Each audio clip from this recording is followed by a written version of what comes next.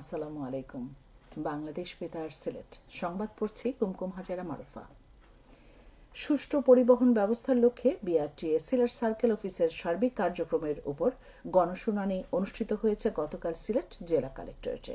এতে প্রধান অতিথি ছিলেন জেলা প্রশাসক মোহাম্মদ শের মাহবুব মুরাদ।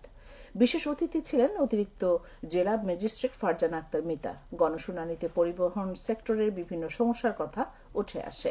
পারমিট ও নাম্বারবিহীন গাড়ি, ড্রাইভিং লাইসেন্সের ধীরগতি এবং সার্ভার সমস্যা নিয়ে আলোচনা হয়। সভায় জানানো হয় সব ধরনের পরিবহন সেবা প্রদান সহজলভ্য করার লক্ষ্যে দুটি হেল্প ডেস্ক খোলা হয়েছে। সিলেট ইমাম প্রশিক্ষণ একাডেমিতে 7 জেলার ইমামদের 45 দিনব্যাপী ইমাম প্রশিক্ষণ কোর্স গতকাল সম্পন্ন হয়েছে। সমাপনী ও সনদ বিতরণ অনুষ্ঠানে প্রধান অতিথির বক্তব্য রাখেন সিলেটের জেলা প্রশাসক মোহাম্মদ শের মাহবুব মুরাদ। ইমাম প্রশিক্ষণ একাডেমি সিলেটের উপপরিচালক মাওলানা শাহ মোহাম্মদ নজরুল ইসলামের সভাপতিত্বে অনুষ্ঠানে বিশেষ অতিথির বক্তব্য রাখেন ইসলামিক ফাউন্ডেশন সিলেট বিভাগীয় কার্যালয়ের পরিচালক মোহাম্মদ মহিউদ্দিন মজুমদার। অনুষ্ঠানে সিলেট বিভাগের 4 জেলা সহ কিশোরগঞ্জ, নরসিংদী ও ব্রাহ্মণবাড়িয়া জেলার নির্বাচিত 100 ইমাম অংশ নেন। সিলেটে আবারও হালকা থেকে ঘন কুয়াশা পড়ছে। বিশেষ করে ভোর ও সন্ধ্যার পর থেকে কুয়াশায় ঢেকে যাচ্ছে চারপাশ। সেই সঙ্গে হিমেল বাতাসও বইছে। গতকাল থেকে ঘন কুয়াশায় ঢেকে থাকতে দেখা যায় সিলেটের সর্বত্র। আবহাওয়া অফিস সূত্র জানায়, গতকাল সিলেটের সর্বনিম্ন তাপমাত্রা ছিল 14.7 ডিগ্রি সেলসিয়াস।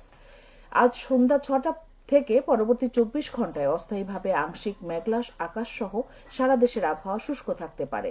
তবে মধ্যরাত থেকে সকাল পর্যন্ত সারা দেশে মাঝারি থেকে ঘন কুয়াশা পড়তে পারে এবং কোথাও কোথাও দুপুর পর্যন্ত এই ব্যবস্থা অব্যাহত থাকতে পারে। ঘন কুয়াশার কারণে বিমান চলাচল, অভ্যন্তরীণ নদী পরিবহন এবং সড়ক যোগাযোগ সাময়িকভাবে ব্যাহত হতে পারে। সেই সঙ্গে সারা দেশে রাতের তাপমাত্রা সামান্য বৃদ্ধি পেতে পারে এবং দিনের তাপমাত্রা প্রায় অপরিবর্তিত থাকতে পারে। এছাড়া 5 দিনের শেষের দিকে রাত ও দিনের তাপমাত্রা সামান্য হ্রাস পেতে পারে। 2 দিনব্যাপী জাতীয় বিজ্ঞান ও প্রযুক্তি সপ্তাহ এবং বিজ্ঞান মেলা উদ্বোধন করা হয়েছে গতকাল মৌলভীবাজারে। সদর উপজেলা পরিষদ চত্বরে এর উদ্বোধন করেন অতিরিক্ত জেলা প্রশাসক বুলবুল আহমেদ।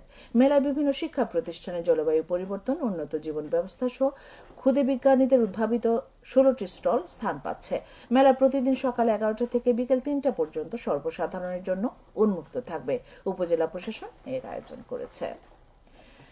বন্যায় ক্ষতিগ্রস্ত ক্ষুদ্র কৃষক ও প্রতিবন্ধীদের মধ্যে চেক এবং জনগোষ্ঠী পরিবারের মধ্যে গরুর বাছুর বিতরণ করা হয়েছে গতকাল মৌলভীবাজার বড়লেখা উপজেলা পরিষদে। এই উপলক্ষে আয়োজিত অনুষ্ঠানে প্রধান অতিথি ছিলেন জেলা প্রশাসক মোহাম্মদ ইসমাইল হোসেন। এ সময় 35 জন কৃষক এবং 11 জন প্রতিবন্ধীর প্রত্যেককে 5,000 টাকার চেক এবং 54টি ক্ষুদ্র নৃগোষ্ঠী পরিবারের মধ্যে একটি করে গরুর বাছুর বিতরণ করা হয়। কৃষি সম্প্রসারণ, সমাজসেবা ও পানি সম্পদ অধিদপ্তরের যৌথ উদ্যোগে উপজেলা প্রশাসন এর আয়োজন করে। শহীদ রাষ্ট্রপতি জিয়াউর রহমানের 89তম জন্মবার্ষিকী ও জিয়া স্মৃতি পাঠাগারের প্রতিষ্ঠা বার্ষিকী উপলক্ষে চিত্রাঙ্কন প্রতিযোগিতা ও পুরস্কার বিতরণ অনুষ্ঠিত হয়েছে গতকাল মৌলভীবাজার কেন্দ্রীয় শহীদ মিনারে। পরে অনুষ্ঠিত হয় পুরস্কার বিতরণ। এতে পাঠাগারের সদস্য সহ গণ্যমান্য ব্যক্তি উপস্থিত ছিলেন। হযরত শাহজালাল আন্তর্জাতিক বিমানবন্দর কর্তৃপক্ষ হজ ও উমরার যাত্রীদের জন্য মেনিনজাইটিস টিকা গ্রহণ বাধ্যতামূলক ঘোষণা করেছে। ঘোষণা অনুসারে এই নিয়মটি হচ্ছে হজ, ওমরা বা ভিজিট ভিসায় সৌদি আরবে ভ্রমণকারী সবার জন্য প্রযোজ্য হবে। ওমরা ও হজ যাত্রীদের ভ্রমণের কমপক্ষে 10 দিন আগে মেনিনজাইটিস টিকা গ্রহণ করতে হবে এবং ভ্রমণের সময় তাদের সঙ্গে টিকার দান সনদ বহন করতে হবে। তবে 1 বছরের কম বয়সী শিশুদের টিকা গ্রহণ বাধ্যতামূলক নয়। এছাড়াও গত 3 বছরের মধ্যে যারা টিকা গ্রহণ করেছেন তাদের সৌদি আরবে প্রবেশের জন্য পুনরায় টিকা গ্রহণের প্রয়োজন নেই। সৌদি আরবের বেসামরিক বিমান চলাচল কর্তৃপক্ষ আগামী 10 ফেব্রুয়ারি থেকে সব বিমান সংস্থাকে এই নিয়ম কার্যকর করার নির্দেশ দিয়েছে। এবারে শুনুন কৃষি সংবাদ। সিলেটের ওসমানীনগরে বোরো ধান আবাদ শুরু হয়েছে। জমিতে সেচ, হাল চাষ, সার প্রয়োগ, চারা উত্তোলন আর চারা রোপণের কাজে ব্যস্ত সময় পার করছেন কৃষকরা। ওসমানীনগর উপজেলা কৃষি অফিস সূত্রে জানা গেছে, উপজেলায় এরই মধ্যে বোরো ধানের চারা উত্তোলন ও রোপণ শুরু হয়েছে। কিছু কিছু জায়গায় এখনো বীজতলা তৈরি হচ্ছে। কয়েক বছর থেকে ধানের দাম ভালো হওয়ায় ধান চাষে ভীষণ আগ্রহী হয়েছেন চাষিরা। এই বছর উপজেলার 6,700 হেক্টর জমিতে বোরো চাষের লক্ষ্যমাত্রা নির্ধারণ করা হয়েছে। এখন পর্যন্ত ৬,২৫০ হেক্টর জমিতে বোরো ধান রোপণ করেছেন কৃষকরা। আশা করা যাচ্ছে এবছর বোরো আবাদ লক্ষ্যমাত্রা ছাড়িয়ে যাবে। সবশেষে আবহাওয়া।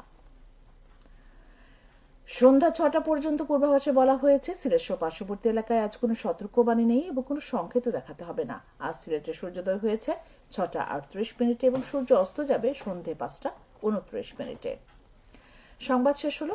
আমাদের পরবর্তী স্থানীয় সংবাদ প্রচারিত হবে বিকেল ৪টা ৩০ মিনিটে। নিশ্চয় যারা না দেখেও আপন প্রভু খোদাকে ভয় করে, তাদের জন্য ক্ষমা ও মহা